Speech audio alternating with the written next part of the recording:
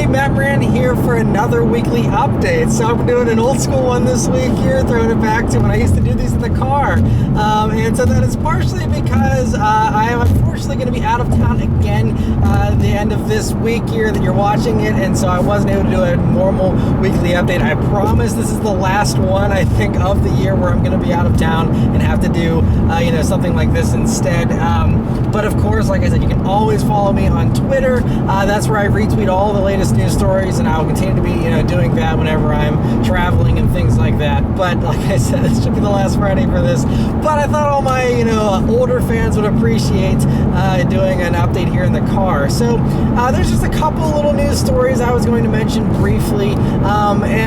First though, I want to do a little update on the Bullitt, because that's how I used to do these, was talk about the car first and then the news. With the Bullitt here, what's new with it? Not a whole lot. I'm headed to blackout tinting again.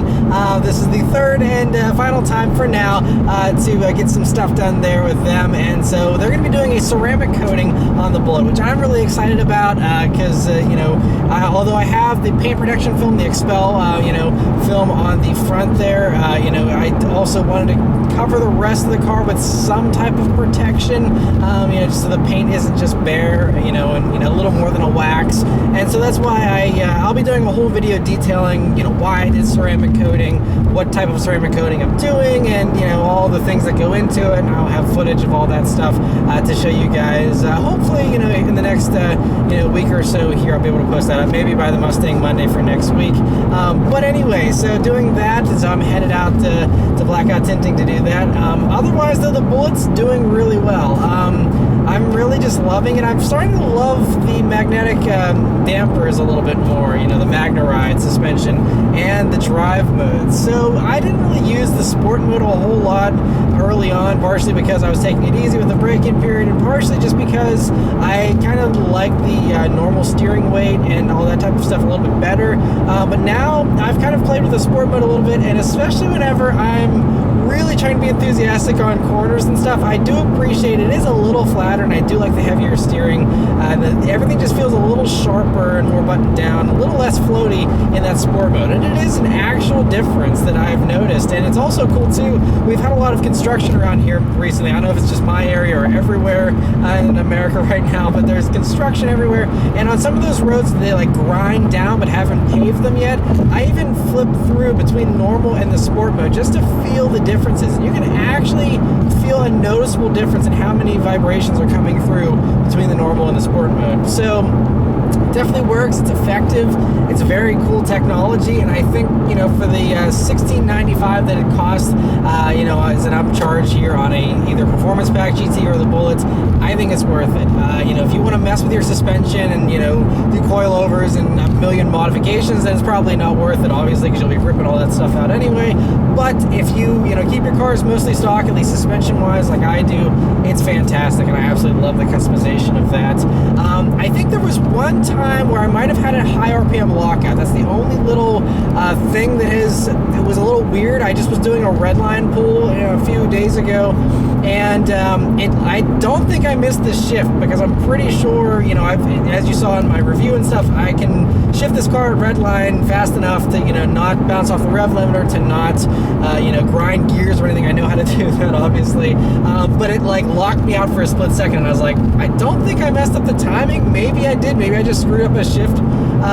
That happens from time to time. I hope not, but I've heard that the high RPM lockout is something with the 2018s that I think there's a TSB out for. I don't know if that extends to the 2019s. I don't think I'm going to have all the same issues the 2018s had with the manuals in those. So I'm not, I know everyone's going to run to the comments and say, see, this is why you shouldn't get a Mustang. They're horrible with the manuals. It's not the case. There's very few manuals, and then those few that complain online blow it up into a larger scale issue. It's much less widespread, I think, than all the EcoBoost issues and the Shelby issues. There's plenty of other issues if you want to latch on to some quality issue within, Mustangs. I don't think these manuals are that horrible. There's press vehicles, 2018s, that have been beaten on mercilessly with 2018s. They're fine. They don't have transmissions going out and stuff. So I'm not concerned about this transmission whatsoever, but I know that there is a TSB for the high RPM lockout, I believe, and I feel like it kind of did that to me once. It hasn't done it to me again. I have taken it to the red line several times since. Haven't had an issue. So I'm keeping my fingers crossed it was just a fluke and I just screwed up or something. But I will, of course, keep you guys posted on all the pros and any potential cons that come up with here with the Bullitt. But I still absolutely love it, of course. And yeah, I think that's about it as far as all of my impressions. I just, as I posted on Twitter a few days ago, like, I can't get enough of this car. Like, I've never owned a car that was so addictive, that I loved so much from the very beginning. Because even the BRZ, I mean, I went on to love the BRZ, even despite the fact that it needed more horsepower and stuff. But even that, if you remember, if you followed way back then, when I first bought the BRZ, I actually almost traded it in for a Mustang. I mean, that would have been a horrible financial thing to have a brand new car and trade it in, and that was part of my holdup. But I ended up eventually growing into the BRZ and really loving it. But, you know, even with that, it wasn't love at first, you know, first 1,000 miles. It was like, you know, it took me a little while to really fall in love with it. And this, I've loved it from day one. I continue to love it. It's always puts a smile on my face every single time I drive it. Every single time I get some kind of like involuntary smile where I'm just driving along and I might not even be like geeking out or anything. I'm just driving and I hear that exhaust and it just makes me grin. I just feel my cheek go up and it's just, I'm not even like mentally trying to do that. It just does it. It just happens. It genuinely gives me joy, this car, so much, and I absolutely love it for that. But moving on to the few news stories I want to mention briefly. So the main one is, they popped up actually over the weekend here. There's two, but the main one that I wanted to mention was there's a rumor going around that someone has seen the spec sheet for the new 2020 Shelby GT500 and that it will not have a manual transmission option. And a lot of people, you know, are believing it. I mean, these days, you know, there's a lot of stuff that does go to dual clutch transmissions exclusively. I mean, I just was talking in last week's weekly update how Audi is getting rid of all the manuals because people don't want them. But I really don't believe they're not going to have a manual for the GT500. A couple reasons why. First, all the competition has a manual. The ZL1 has a manual option. The Hellcat has a manual option. Even like the stuff like the Porsche GT3, if you want to consider stuff like that, those have manual options. And also add on to that the fact that the take rate for the manual in the Mustangs, I believe like in the GTs where there's a choice, you know, between the manual and automatic, I believe it's almost like a 50% take rate. It's somewhere, it's very high, so that it's almost like an even split, I believe, from my last, you know, time that I saw the numbers for it. So, you know, you would be excluding half of the market. I mean, you look at, you know, current GT350 owners, many of them are interested in the GT500, and they said, like, you know, if there wasn't, you know, if there wasn't a manual option for the GT350, they probably wouldn't have even considered it.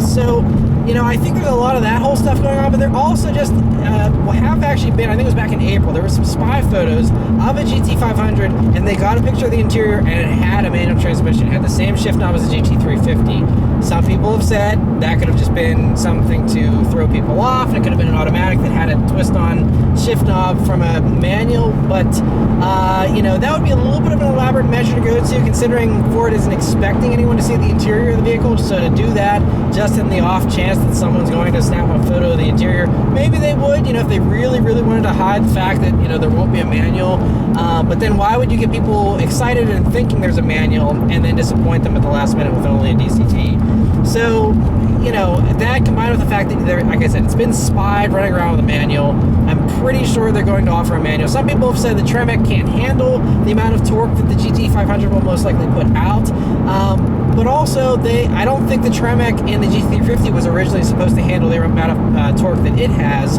but they modified it so that it could handle it. And you know, who's to say maybe they won't go with a Tremec, maybe they go with another manual from someone else or something. You can always beef things up. I mean, obviously there's GT350s running, you know, supercharged setups with 800 horsepower already with that transmission, and there's ways to beef it up and, you know, deal with that. So I feel like that's not an, you know, an obstacle that can't be overcame.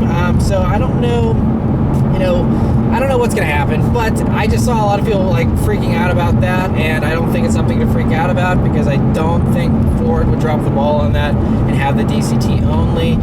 But then again, I mean, they have done controversial things in the past. Everyone was expecting the new Ford GT to have some type of V8, and instead it was the V6. And that was for racing, so that might be a little bit of a different case. You know, but there was no manual for that, and Yeah, so there's things like that. I mean, Ford's not scared to upset people from time to time, and the purists especially. So, we'll just have to wait and see what happens with that. But I just wanted to, introduce those reminders to people. There have been spy shots of a manual. There's good reasons for them to have a manual version, and I don't think all hope is lost on the GT500 being DCT only. So yeah, there's that. There's also there's some spy photos I can't share on the screen here for you, but I'll include the link below. Do some spy shots of the new mid-engine Corvette that was spied with less camouflage now, and it was spied right around the Nürburgring. So that's starting to be lapped at the Nürburgring and tested there.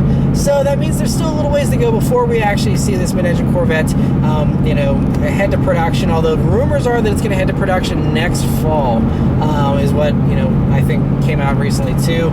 So that's something that it's still a long wait, but that seems to be par for the course these days. The Supra's taking forever, the GT500's taking forever, mid-engine Corvette's taking forever. What else is new? It's just what we expect at this point. So I mean, I know they want to get it right and perfect it, but we're all anxious and eager, especially us that follow all the car news every week. It's something we want to see it now, and we have to wait. But yes, those are the main two things. So I mean, of course, there's some other news. Like I said, you can check out Twitter for that. I will recap all the stuff that I missed in next week's weekly update. Also, the Mercedes has the EQC that came out this week, and like I said, you can check out my Twitter for all of that, and I will go into more depth on that next week as well.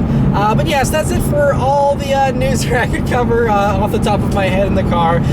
But anyway, hopefully you guys still enjoyed this weekly update. I will be back next week once again with a normal weekly update. Thank you guys very much for watching. Anyway, I'll see you guys next time. Take care.